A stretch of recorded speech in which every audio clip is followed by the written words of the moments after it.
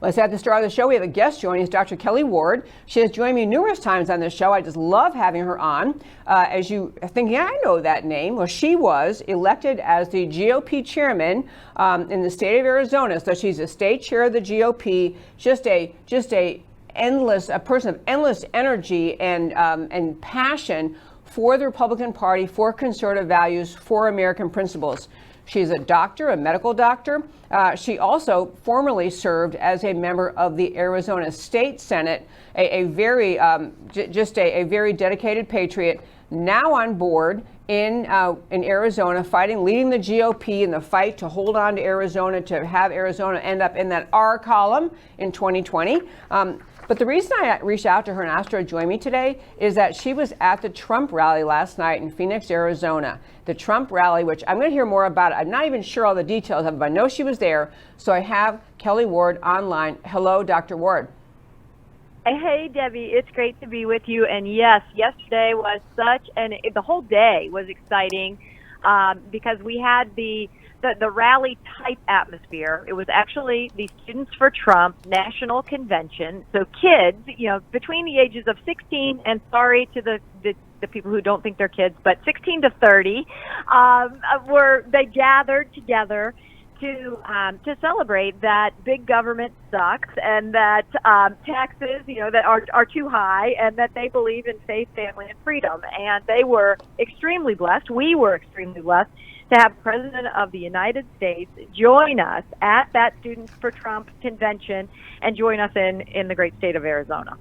Oh, I think it's the coolest thing ever. So, Kelli, at this event, you're saying it's called Students for Trump. So it's not affiliated formally with the GOP. It's just a group of young people, or is it a segment of the GOP, the group? It is not a segment of the GOP or of the Republican Party of Arizona.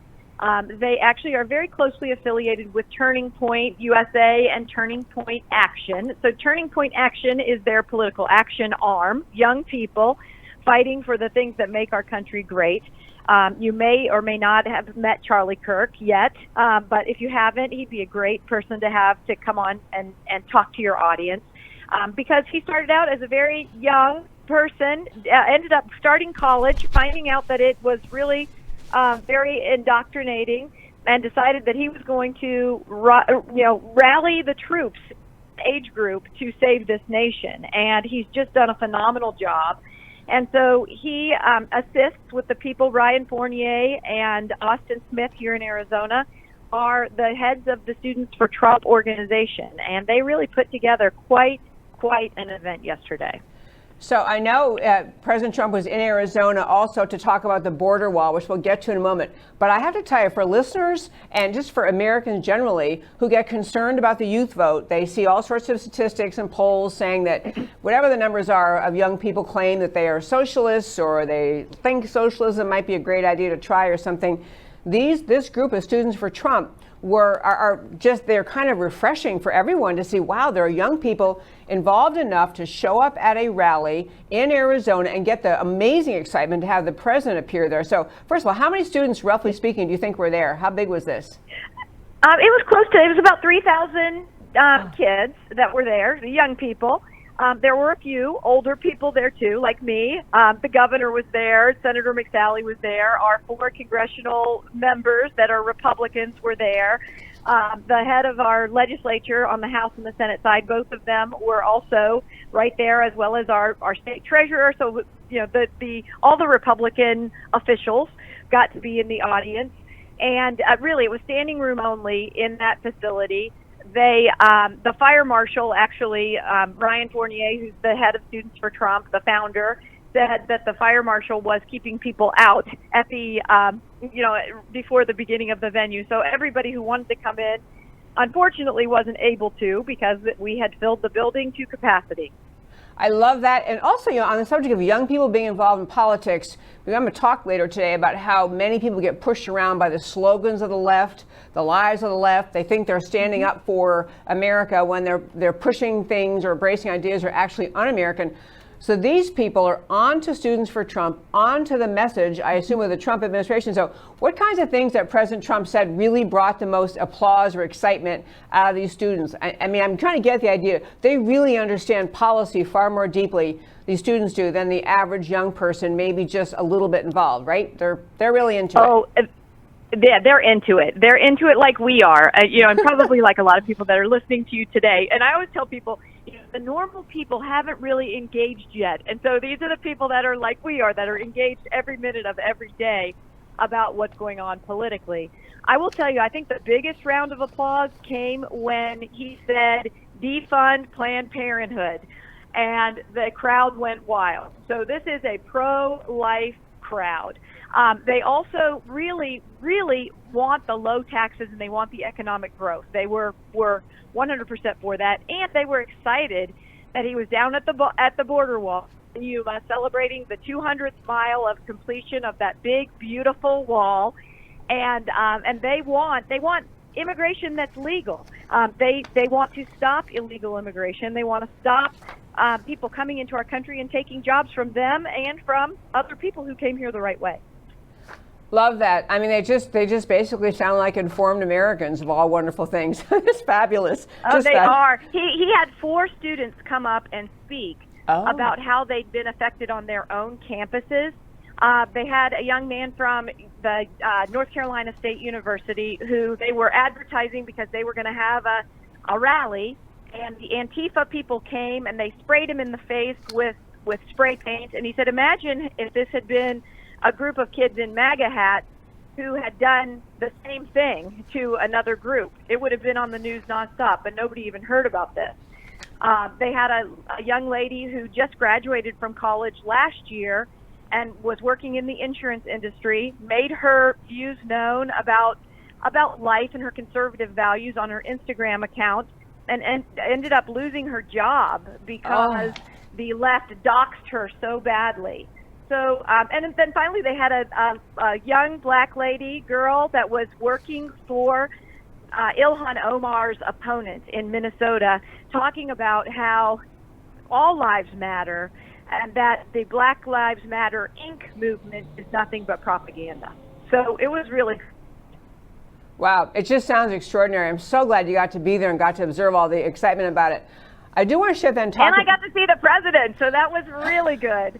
Actually, I had to get a COVID test before. Oh, you did? That was an experience in itself, with the jab the swab in your nose and spit it around. Uncomfortable, but not terrible. So I got to prove that I was negative, and talking to the president and telling him how great he's doing in Arizona.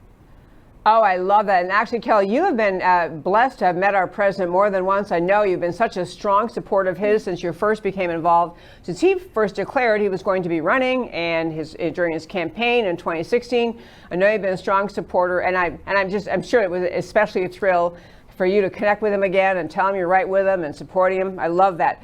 Did everyone have to get a COVID test, by the way?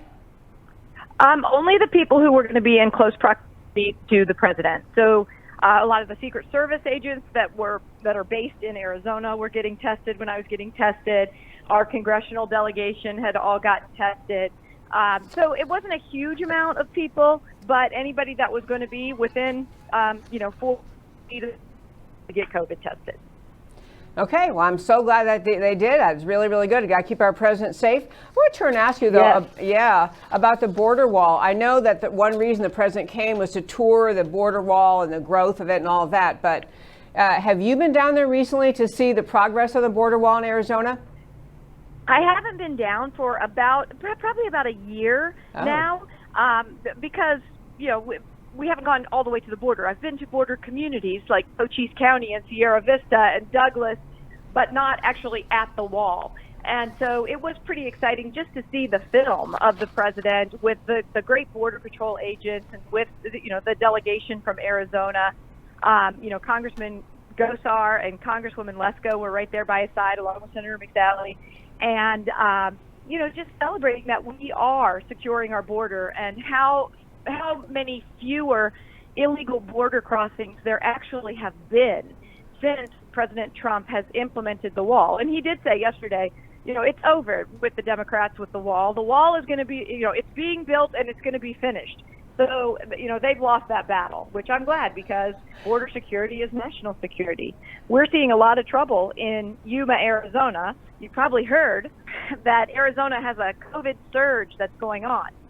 Well, the hot spots are right along the border where people are coming into the United States to seek care. Many of those thousands of people who are being brought in to our state and testing positive are Mexican nationals, not American citizens. Boy, we're going to talk about that on tomorrow's show, that some of the numbers that you're seeing going up from COVID, in fact, a significant number, are coming from people crossing the border into America trying to get medical care, which doesn't, I'm not commenting one way or the other whether they should do that, but just on the notion that, we shouldn't have that statistical point drive our policy in America about whether we open up more or keep shutting down. So one last thing I want to ask you. So you're chairman of, first of all, I don't think I've talked to you in so long. I don't know if I ever said congratulations on the unbelievable excitement that you became chairman of the Arizona GOP, because that was a party that, it needed uniting of all segments of the party. And if anyone was the one to do it, you were. So how's that going? How's the GOP in Arizona flying? Oh my gosh, it is so great. And you're right.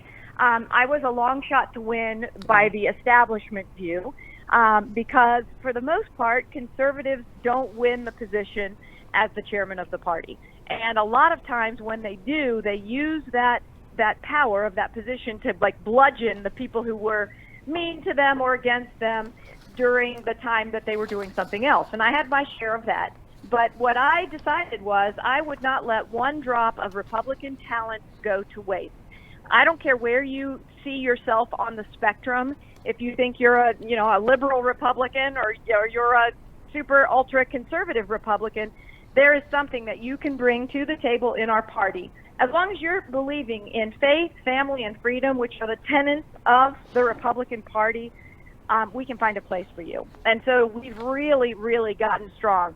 The Democrats want us to be in disharmony, because when we're united, we are strong and we're unbeatable. So the entire time that I've been in, that's what I've been working to build, is a united Republican Party ready to win in 2020. Oh, I just love that. I honestly wish every GOP chair in this country and every other state could hear what you're saying. I mean, there are a wide range of people chairing this various state GOP parties, but the concept of our party needing to be united, to accept the fact, I always say in my show, we're in the same side of the aisle, maybe different pews, and all in the same pew, but we're in the same side of the aisle. We've got to come together, and so I'm grateful that you have that message, and that's how you're running the GOP in Arizona. Okay, so one last thing, Kelli. I have seen polls, I'm sure you have too, that are sounding like, the media is just, of course, so excited about these polls, that now that the Democrats have really settled on Biden as their nominee, who I still don't think will be their nominee when it gets to November, but whoever it is, you see polls talking about that Joe Biden is really pulling ahead and that he is going to end up handily beating President Trump. So what's your take on that? Well, I mean, they told us the same thing in 2016, that Hillary was invincible, unbeatable, the queen of the world. They do a lot of funny polling right now, where they either poll all across the United States. They don't really poll people who have ever voted or have been reliable voters. They poll many more Democrats than Republicans, and they skew the data to present a picture that they want to present. And it has been hard to watch these gleeful fake news media talking heads saying, Biden's up by 10, Biden's up by 14. Yeah. And what I wonder is, who are these delusional people that would pick a person that 55% of the electorate think has the senility, early stages or late stages of dementia, to lead the greatest country in the world, and really to lead the world. So I don't think Trump derangement syndrome is that deep that we would actually end up with him. I think there is a lot bigger silent majority than there even was in 2016. I think we're going to see those minority communities come to the table, many of whom are fearful. You don't even have to be in a minority community to be fearful of these radical, progressive, anarchist leftists that are out there raping, pillaging, murdering, and looting these Democrat cities across the nation. When you see that, I don't know how any sane person could want that for the entire United States. I could not agree more. I think the Democrat just utter silence on the rampaging in this country, the destruction of our historical monuments all over the country, and really allowing, as you're describing, the raging and pillaging and burning of cars and smashing of store windows and the theft, and just literally, as they say, radio silence from most Democrat leaders in Washington. You can barely find a voice to say, golly gee, maybe we shouldn't let this happen. So I think it's funny, Kelli, you mentioned too about the sense of pressure people feel not to speak up. I have had people who say to me, even here in Dallas, which is Democrat run but has a very healthy Republican base, saying, I'm not putting a Trump-Pence sign in my yard. I'm going to vote for him. I think he's great. I'm on his side, but I'm not putting a sign out there. It's astonishing the capacity the leftists have had in just making people feel afraid to stand up for President Trump, because they feel because then you're a racist. So one thing, I guess,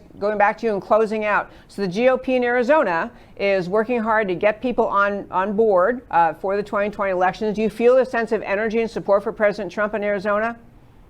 Oh my gosh, so much. Yeah. And what he said yesterday was that if you don't, toe the line with the orthodoxy of the left, then they want to not just make you be quiet, they want to destroy you.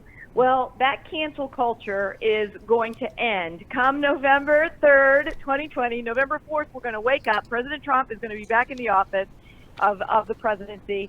We're going to have the United States Senate. We're going to have control, and hopefully we are going to take back the House, and we can get some sanity back into this nation.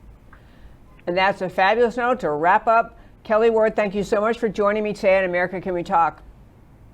Thanks, Debbie. Talk to you soon. Talk to you soon. Okay, man, that is one energetic, really just a candidate advocate. She's someone who's just, from the time she was a state senator in Arizona, from the time that President Trump declared he was going to run for the presidency, she ran for the U.S. Senate twice from Arizona. And as you may have caught in some of the implications, some of the things she was saying, she ran and really had the old line GOP establishment in Arizona attack her as just kind of you haven't paid your dues, you aren't the designated candidate, you're not allowed to run.